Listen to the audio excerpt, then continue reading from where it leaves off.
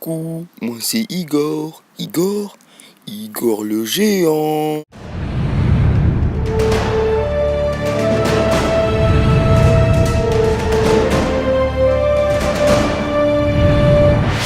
Bonsoir, chers téléspectateurs.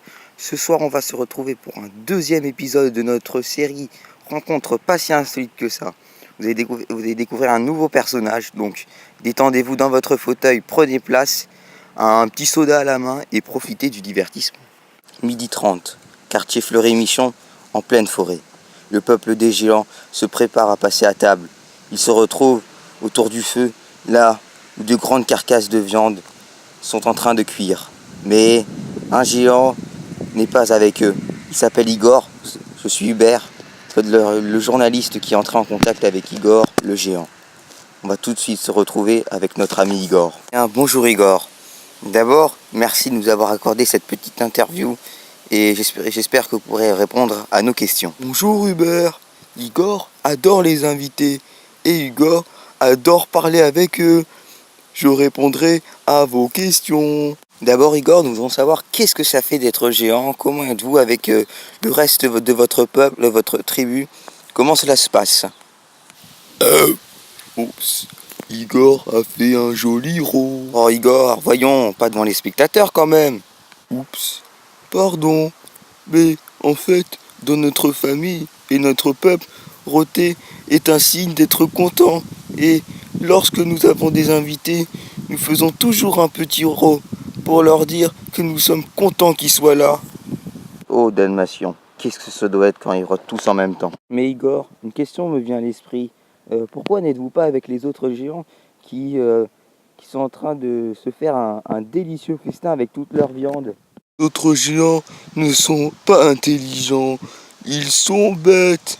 Les animaux sont nos amis. Moi, je suis végétarien. Jamais je ferai du mal aux autres. Et surtout pas aux animaux. Ah, je comprends beaucoup mieux maintenant. Et vous avez quelques animaux de compagnie? J'avais une tortue. Elle s'appelait Bertin.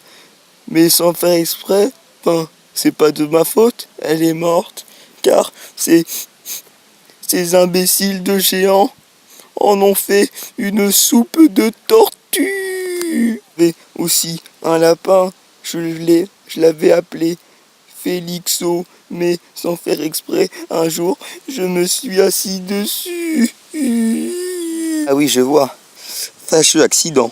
Et je crois que vous étiez pacifiste, mais je vois que avec vos géants, vous aussi vous attaquez les villages des adversaires et détruisez leur défense. Vous pouvez m'expliquer? Que ces ennemis sont mauvais. Un jour, alors que je partais à la chasse aux papillons pour les capturer, leur faire de gros câlins et ensuite les relâcher, un canon m'a tiré dessus, ça me faisait très mal. Tout, il les avait tués, des papillons, et ça, je refuse. Non, non, non, je suis maintenant, si j'en vois, je leur tape dessus. Il faut tous les punir, les animaux sont nos amis.